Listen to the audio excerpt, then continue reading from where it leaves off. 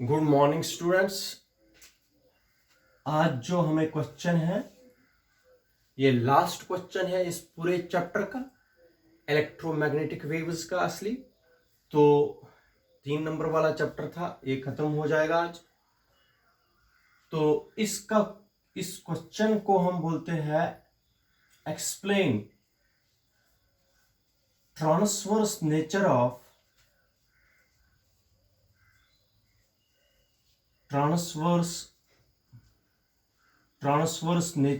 Electromagnetic waves.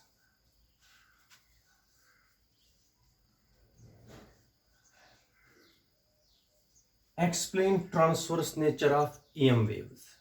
ठीक है बेटा, ये क्वेश्चन है। इस क्वेश्चन को अंडरस्टैंड करना थोड़ा सा डिफिकल्ट है, आप लोग ध्यान दोगे तो तभी अंडरस्टैंड हो जाएगा। Explain transverse nature of electromagnetic waves. सबसे पहले आप लोगों को पता होना चाहिए ट्रांसवर्स वेव्स है क्या। What are transverse waves? Transverse waves होते हैं, आप लोगों को पता है, ट्रांसवर्स वेव्स में क्रस्ट्स और ट्रफ्स बनते हैं, ये ट्रांसवर्स वेव। लेकिन ट्रांसवर्स वेव्स में क्या होता है? A wave in which particles of the medium vibrates up and down. A wave in which particles of the medium vibrates up and down at right angles.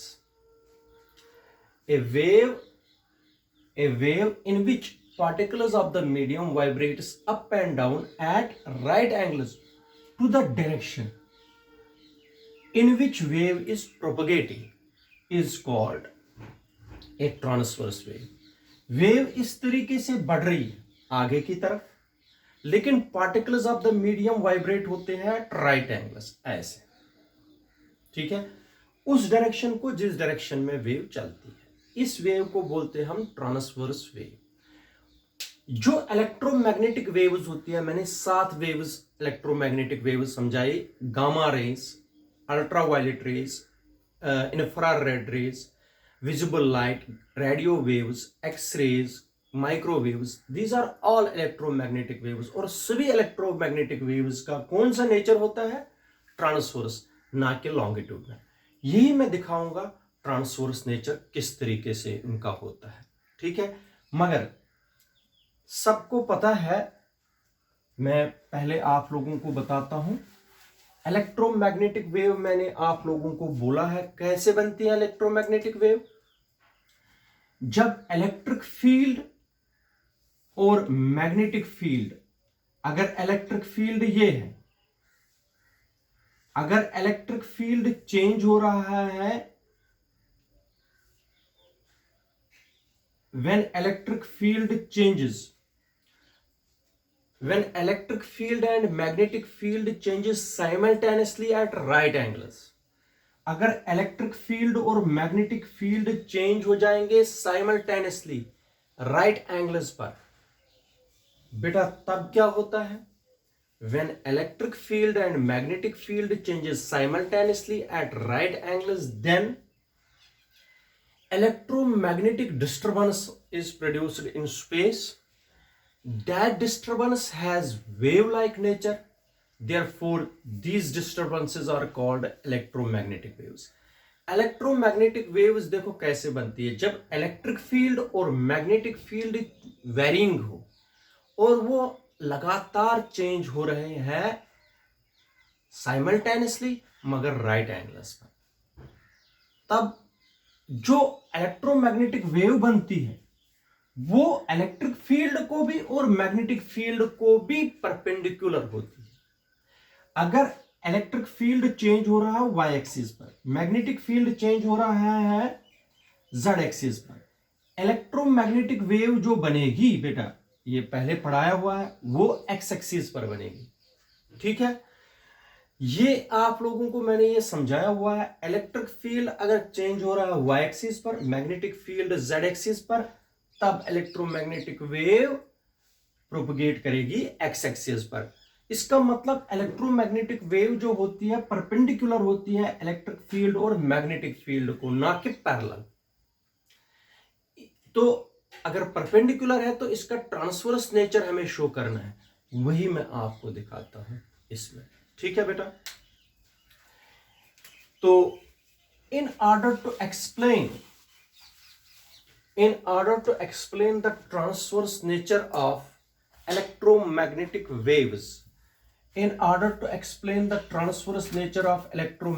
waves, let us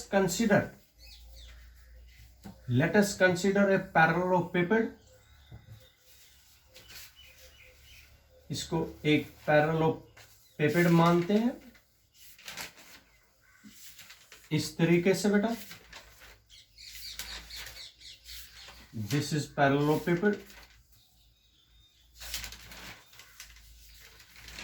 इधर देख लीजिए, this is X axis, Y axis and Z axis. ठीक है बेटा। ओ, ठीक है। This is A B C D. ठीक है। और ये है ई एफ जी। ये आ गए आपके पास एक पैरेललोपेपिड। इसमें कोई भी चार्ज नहीं है, इसमें कोई भी चार्ज नहीं है। अगर इसमें कोई भी चार्ज नहीं है, then according to Gauss's theorem, the total electric flux over the closed surface S is equal to 0। क्यों? क्योंकि Gauss's theorem सबको पता है, E dot ds is equal to 1 upon epsilon naught times q। जब charge ही नहीं है, जब charge ही 0 है, तब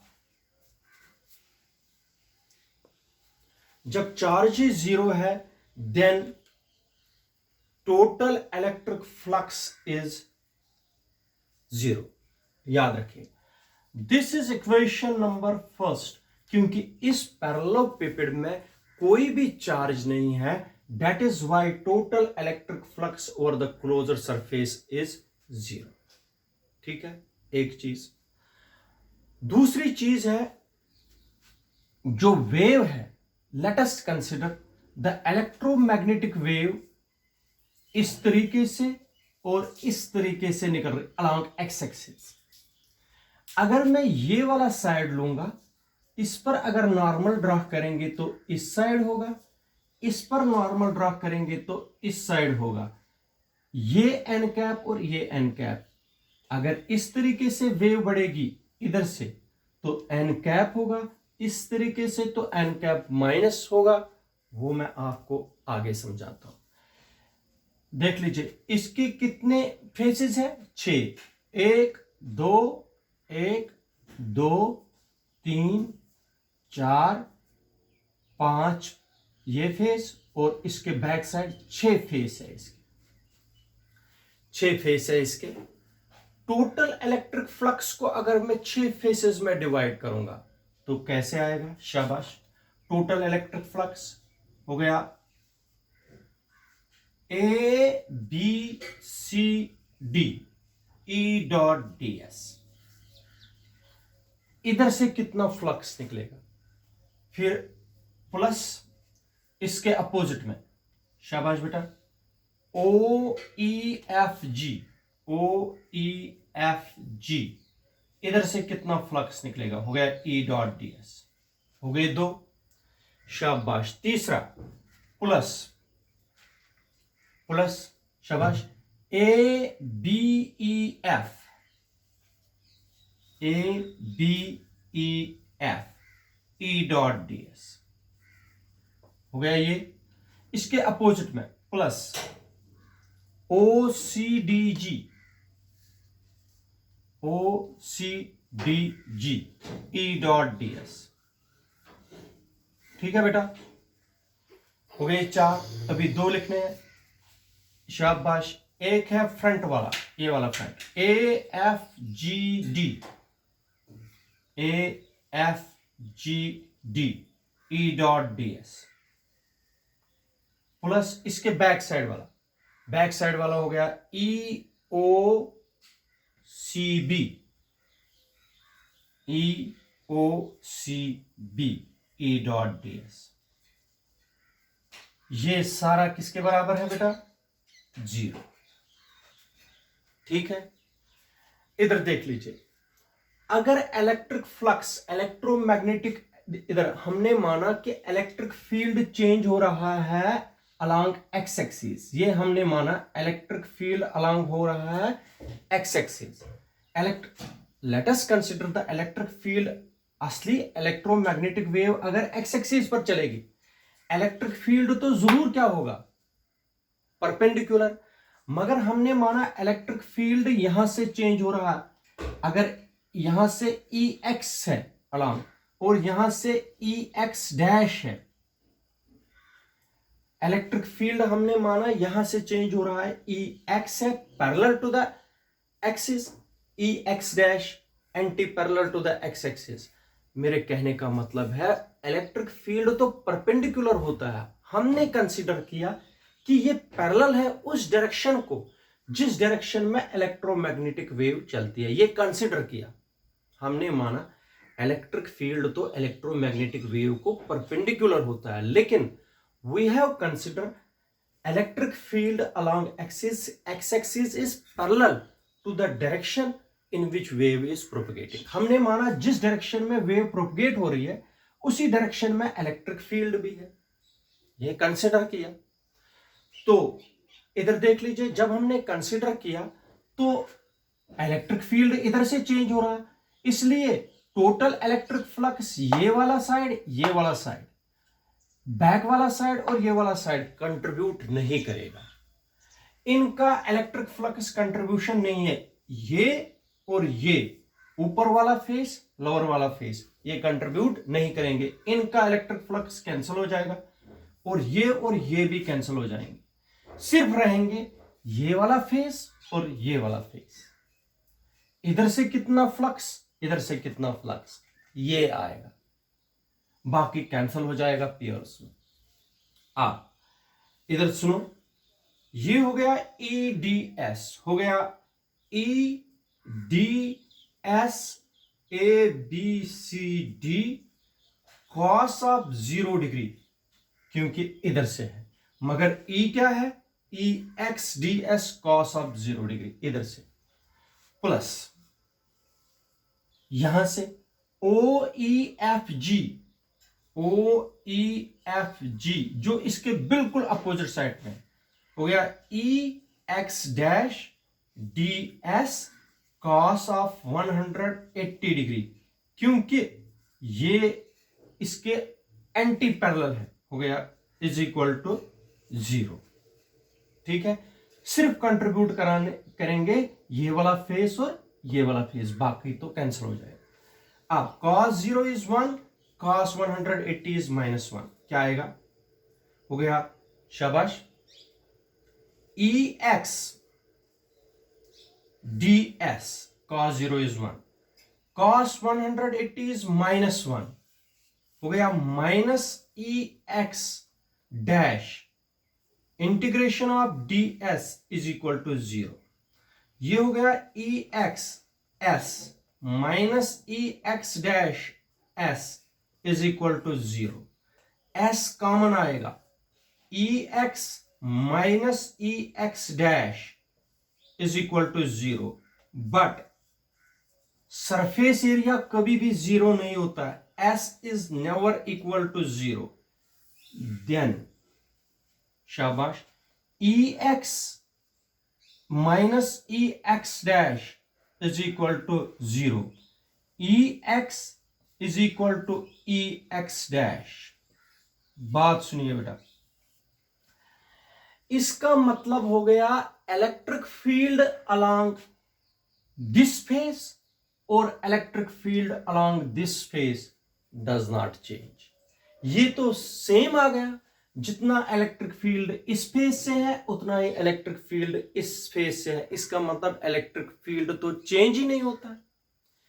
अगर इलेक्ट्रिक फील्ड चेंज ही नहीं होता है, सिमिलरली हम क्या कर सकते हैं, याद रखिए, सिमिलरली हम B डॉट डी एस पर भी बता सकते हैं। बी डॉट डी एस, ऐसे ही करके जहां ए है वहां बी करेंगे। सिमिलरली हम दिखा सकते हैं B X is equal to B X dash, ये भी दिखा सकते हैं। इसका मतलब हो गया ना, इलेक्ट्रिक फील्ड अगर पैरेलल होगा एक्स एक्सिस को या एंटी पैरेलल होगा वो चेंज ही नहीं होता है, वो स्टैटिक होता है। मैग्नेटिक फील्ड एक्स एक्सिस पर चेंज ही नहीं होता अगर पैरेलल होगा एक्स एक्सिस को। इसका मतलब हो गया बेटा, अगर इलेक्ट्रिक फील्ड पैरेलल होगा उस डायरेक्शन को, जिस डायरेक्शन में इलेक्ट्रोमैग्नेटिक वेव चलती है वो तो स्टैटिक रहेगा, मैग्नेटिक फील्ड भी स्टैटिक रहेगा। लेकिन static electric field, constant electric field या कांस्टेंट मैग्नेटिक फील्ड कभी भी इलेक्ट्रोमैग्नेटिक वेव नहीं बना सकते हैं। इलेक्ट्रोमैग्नेटिक वेव वही बना सकते हैं जब इलेक्ट्रिक फील्ड और मैग्नेटिक फील्ड वेरिंग हो। हमने पैरेलल रखा था, पैरेलल जो इलेक्ट्रिक फील्ड है या पैरेलल जो मैग्नेटिक फील्ड है वो कभी इलेक्ट्रोमैग्नेटिक वेव बना नहीं सकता। इसका मतलब इलेक्ट्रिक फील्ड या मैग्नेटिक फील्ड पैरेलल नहीं हो सकता, वो क्या हो सकता है बेटा, परपेंडिकुलर हो सकता है, पैरेलल नहीं कभी हो सकता।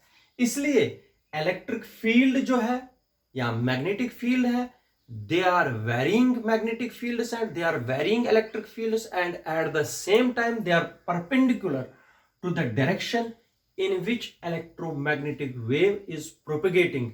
Hence we can say that electromagnetic wave has transverse nature, क्योंकि जिससे इलेक्ट्रोमैग्नेटिक वेव बनती है, डेट इज इलेक्ट्रिक फील्ड और मैग्नेटिक फील्ड, वो वेरी करते हैं म्यूचुअली एट राइट एंगल्स।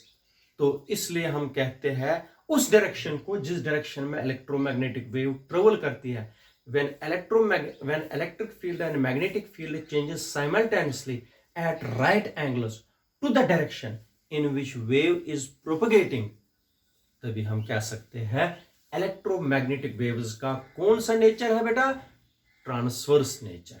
याद रखिए इलेक्ट्रोमैग्नेटिक वेव्स है ट्रांसवर्स नेचर। ये exam point of view, exam में तो नहीं आता है क्वेश्चन, अगर पूछा जाएगा तो सीबीएसई के स्टूडेंट इसको पूछते हैं। ये लास्ट क्वेश्चन था हमें इस चैप्टर का, इसके आगे नेक्स्ट टाइम।